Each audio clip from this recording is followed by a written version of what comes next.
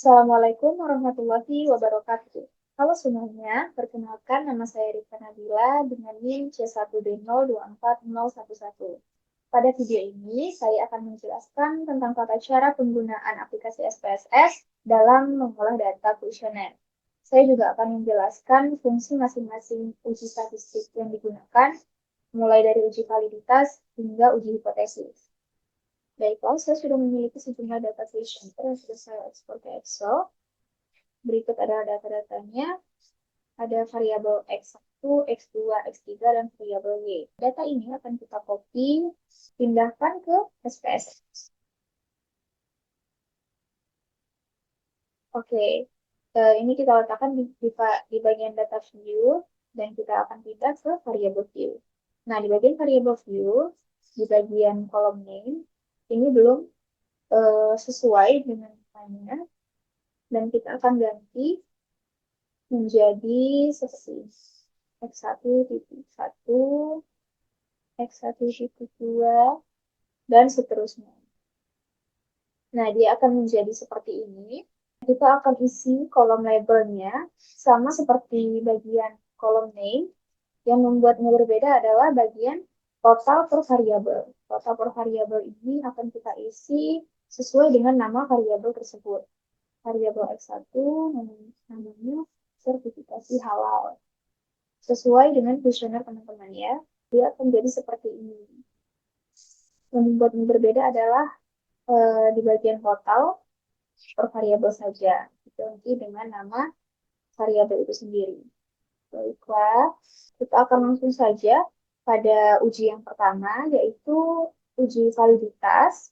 Kita klik Analyze, Correlate, Bivariate, lalu kita pindahkan per variabel ke kolom variabel beserta total variabelnya ya.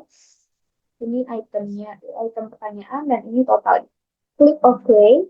Sebenarnya teman-teman bisa bisa aja langsung memasukin semuanya dengan biar lebih mudah melihat hasilnya nanti kita buat per variabel satu persatu saja. Seperti ini hasilnya di tabel correlation, dan ini adalah jumlah responden kuesionernya, keselanjutan nilai signifikan, dan percentage relation adalah R hitungnya nanti. Nah, teman-teman bisa melakukannya hingga variabel terakhir. Atau teman-teman bisa juga melakukannya langsung sekaligus. Di sini, uji validitas itu bertujuan untuk mengetahui sejauh mana item pertanyaan dalam kuesioner mampu mengukur variabel. Jika itemnya dinyatakan valid, item pertanyaannya dinyatakan valid, berarti pertanyaan tersebut relevan dan layak digunakan dalam pengukuran penelitian. Syaratnya itu ada dua, nilai signifikannya harus kecil dari 0,5 baru dapat dikatakan valid, dan R hitungnya harus lebih besar daripada R tabel. Oke, nilai signifikannya kita lihat adalah 0,001, dan ini sudah pasti lebih kecil daripada 0,05. Untuk mengetahui R hitung dan R tabelnya, kalian bisa lihat di bagian percent correlation. Kita akan melihat terlebih dahulu R hitungnya di percent correlation. Ini item pertanyaannya, dan kita akan melihat di kolom sertifikasi halal atau nama variabelnya, atau bisa dibilang juga total variabelnya. Nah, X1.1 itu correlation-nya pada sertifikasi halal adalah 0,832. Oke, sebelumnya saya sudah menyiapkan tabel. Untuk R tabelnya, teman-teman bisa langsung buka Google atau Chrome dan sebagainya. Kita langsung aja ketik R tabel dan akan keluar seperti ini. Kita akan klik yang ini. Oke. Nah, di sini teman-teman bisa memasukkan rumusnya, yaitu DS sama dengan N dikurang 2. Ini adalah jumlah responden yang telah mengisi kuesioner teman-teman. Responden pada kuesioner saya adalah 106 peserta, dan 106 kita kurangkan 2, jadi 104. Kita akan cari 104. Nah, di sini 104, tambah dulu. Oke. Nah, kita menggunakan tingkat signifikansinya adalah 0,05. Jadi yang kita gunakan untuk tabel adalah 0,1909. Copy, lalu kita pindah ke Word. Dan kita isi tabel. Oke. Tadi kan syaratnya agar dapat dinyatakan valid adalah R hitungnya harus lebih besar daripada R tabel. Nah, R hitung di sini 0,832 dibandingkan R tabel adalah 0,190. Nah, sudah pasti R hitungnya lebih besar daripada R tabel, berarti dapat kita nyatakan valid. Oke, teman-teman bisa melakukannya hingga variabel terakhir. Baiklah, kita lanjut pada uji yang selanjutnya, yaitu ada uji reliabilitas. Kita klik Analyze, Scale, Reliability Analysis. Kita masukkan juga per variabel satu persatu. Tapi ini cukup itemnya saja ya, tanpa total. Kita klik statistik, kita centang correlation, covariances, dan scale if item delay. Continue, dan oke. Kalau ini memang harus satu persatu ya teman-teman, dapat terlihat reliability statistiknya per variabel. Di sini, uji reliabilitas itu digunakan untuk mengukur tingkat konsistensi suatu instrumen penelitian. Nah, instrumen ini dikatakan reliable apabila menghasilkan data yang stabil dan konsisten ketika digunakan dalam pengukuran berulang. Agar dapat dikatakan reliable, datanya kita lihat pada Cronbach alpha, dan Cronbach alpha-nya itu harus lebih besar dari 0,6 agar dapat dikatakan reliable. Pada reliability statistik variabel X1, di Cronbach alpha-nya adalah 0,772. Sedangkan Cronbach alpha-nya itu harus lebih besar dari 0,6. Dan ini 0,772, yang berarti ini lebih besar daripada 0,6. Dan data ini dapat dikatakan reliable. Teman-teman bisa melakukan ini hingga variabel terakhir, yaitu variabel Y. Baiklah, kita lanjut pada uji selanjutnya. Ada uji asumsi klasik, terdiri dari dua uji. Ada uji normalitas dan uji multikolinearitas. Nah, kita mulai terlebih dahulu pada uji normalitas. Kita klik Analyze, Regression, Linear. Teman-teman sudah dapat melihat ada kolom dependen dan independen. Kolom independen ini akan diisi oleh variabel X. Cukup totalnya saja. Dan untuk kolom dependen akan diisi oleh variabel Y. Kita klik Save. Kita klik Unstandard. Continue. Lalu OK. Nah, ini kita abaikan terlebih dahulu ya. Kita kembali pada halaman sebelumnya. Kita geser dulu. Oke, sudah terlihat. Ini ada kolom residual 1. Kita akan menggunakan ini. Kembali klik Analyze. Klik Non-Parametric Test. Legacy Dialog. One Sample Keywords. Nah, kita akan isi kolom tes variabel list ini dengan residual 1. Lalu kita klik OK. Nah, sudah terlihat outputnya ada tabel one sample called Mogor Smirnov test. Nah, uji normalitas ini dilakukan untuk melihat apakah data yang diperoleh mengikuti distribusi normal, karena sebagian besar analisis statistik seperti regresi linear mengasumsikan bahwa data yang dianalisis itu harus berdistribusi normal. Untuk mengetahui data tersebut normal atau tidak, kita bisa melihat dari nilai signifikannya. Nah, nilai signifikannya ini harus lebih besar daripada 0,05. Di sini kita bisa lihat pada SIM signifikan, SIM SIG-nya, dia harus lebih besar daripada 0,05. Dan di sini adalah 0,027. Dan ini lebih besar dari 0,05. Berarti sudah dipastikan datanya normal. Baiklah, uji selanjutnya ada uji multikolinearitas.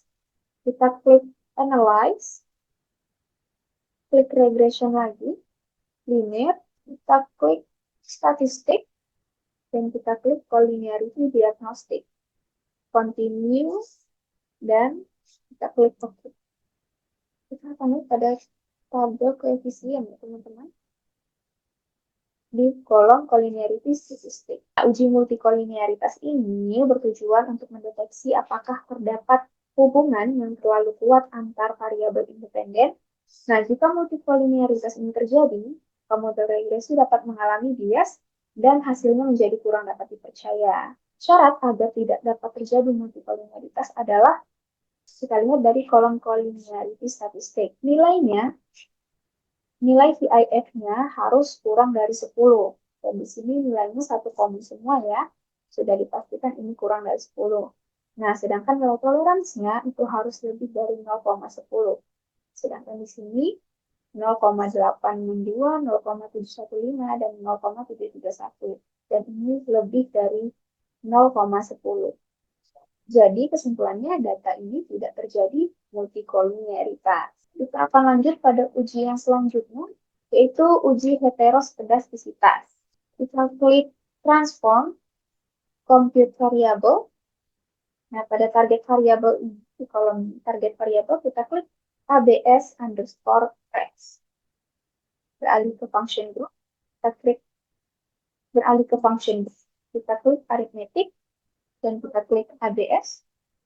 Kita klik panah ini ke atas agar dia naik ke numeric expression. Kita scroll, kita ambil residual 1. Di sini ada 2 residual, sebenarnya sama saja teman-teman. Residual 1 dan residual 2, nilainya tetap sama. Saya akan menggunakan residual 1. Kita klik panahnya. Oke. Lalu kita kembali ke halaman yang tadi. Kita klik analyze lagi. Kita klik regression, linear. Nah, kolom dependen kita ganti dengan ABS residual yang sudah kita buat tadi. Lalu kita klik OK. Nah, pada uji heteroskedastisitas ini digunakan untuk memastikan bahwa nilai residual memiliki varian yang sama untuk semua nilai variabel independen. Jika terdapat perbedaan varian, apalagi jika terdapat perbedaan varian yang mencolok, maka hal tersebut menandakan adanya masalah heteroskedastisitas yang dapat mempengaruhi akurasi model.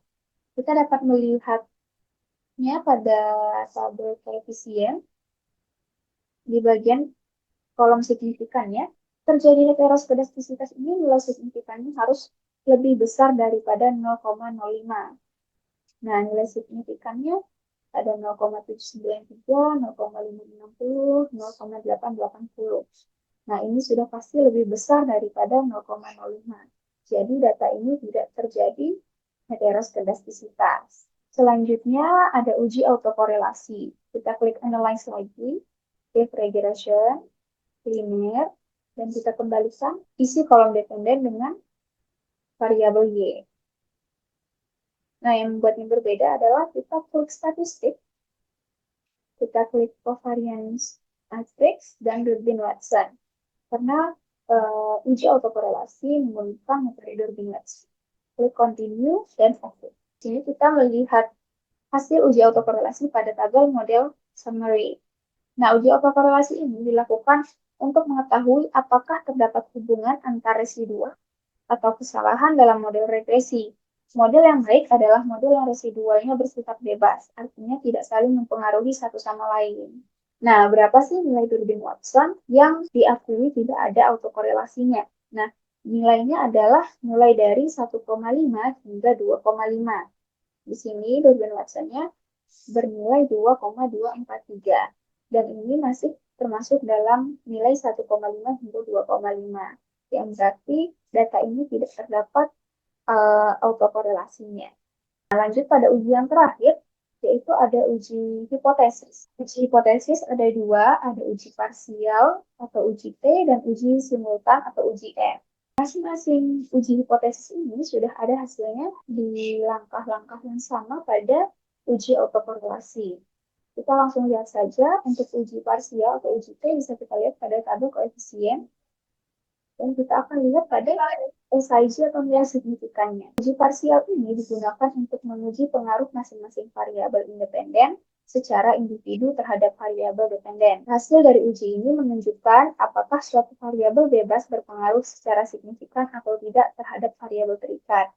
Nah, simpelnya begini. Uji parsial ini menguji pengaruh variabel X secara individunya terhadap variabel Y. Jadi kan variabel X kita ada tiga. Ada X1, X2, dan X3.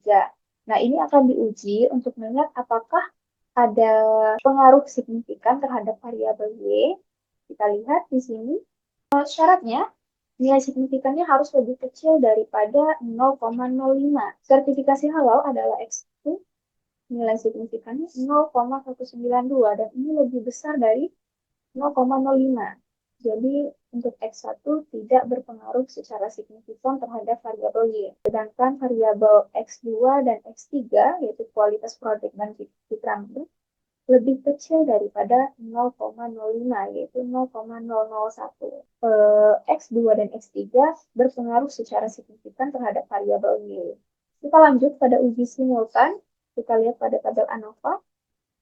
Eh, Sama kita lihat pada nilai signifikannya, yaitu harus lebih kecil dari 0,05. Uji simultan ini atau uji L bertujuan untuk mengetahui apakah seluruh variabel independen secara bersama-sama memiliki pengaruh yang signifikan terhadap variabel dependen. Menilai kelayakan model regresi secara keseluruhan. Nah, kalau di uji sial itu variabel X-nya individu, kalau di uji simultan variabel X-nya jadi satu.